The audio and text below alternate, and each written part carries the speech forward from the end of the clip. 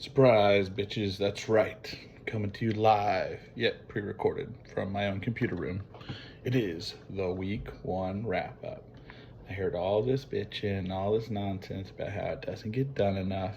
Well, here it is. So I don't want to hear from you the rest of the season in case you don't get another one of these. Let's dive right into what was one of the strangest, craziest weeks in NFL history.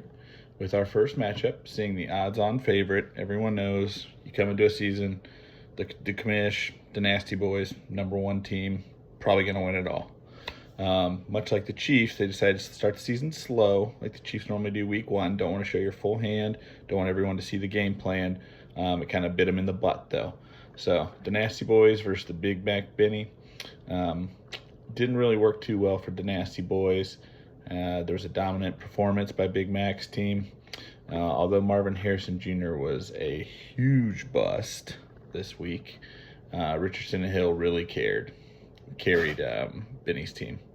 All in on Big Mac's with a huge victory, 115-78. Going into the next matchup, we had a meeting of religions. So we had the most religious manager in the group versus the purple-headed lizard lord worshiper in Drew. Unfortunately for Dan, his prayers were not answered, as Drew was able to touch Dan in ways that even Father Tierney would be proud of. Xavier Worthy had a huge first start. We didn't think Drew would catch him. Unfortunately, the rest of Dan's team fell flat. The old combo of Evans and Mixon really looked promising and carried the day for Drew, but we know that combo is too old and won't hold up, similar to Drew's right knee. All in all, Jesus 121, Avila 85. While it's mostly hers now, as Adam, Adam, if you're out there, we love you. Be safe. Haven't seen you in a while. Like to get breakfast. She used a bit of Adam's D to beat on Lavelle's TDs in this matchup as well, though.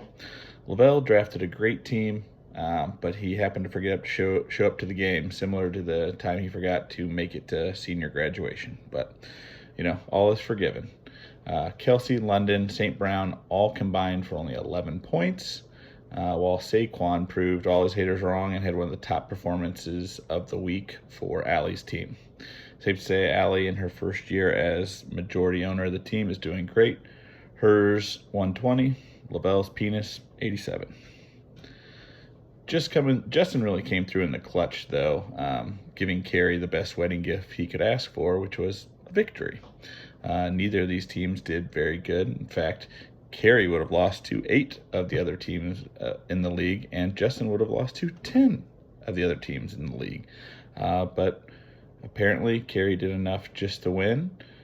He barely made enough points to win the game, similar to he barely was able to stay sober enough to make it to the end of his wedding reception. But congratulations, Carrie. Had a great time.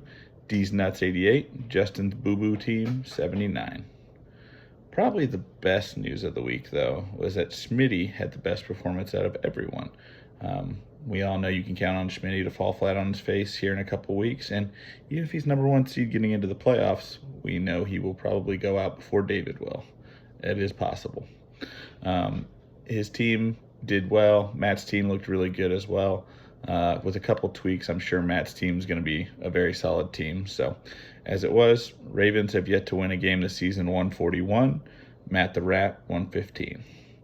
Finally, we come to our final matchup, and we saw one of the biggest upsets in our league's history. David had 7 picks in the first 5 rounds.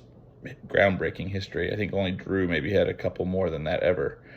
Was cruising to a victory, had no chance, had 3 players left in the game. All that was left for the other guys was CMC.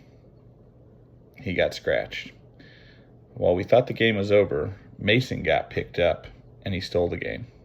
He stole all the points from Kittle. He stole all the points from Ayuk, and David ended up losing 119-122.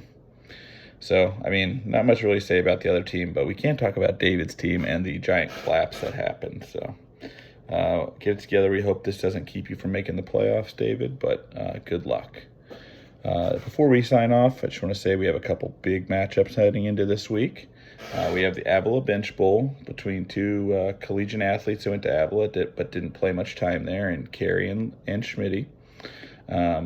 We have the bottom of the academic '04 barrel from Grandview High School, as we see David versus Drew.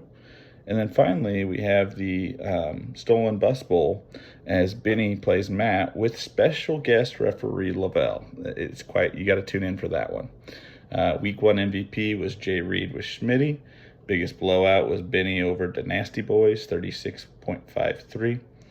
Good luck this year, and send me your money. Give me your money.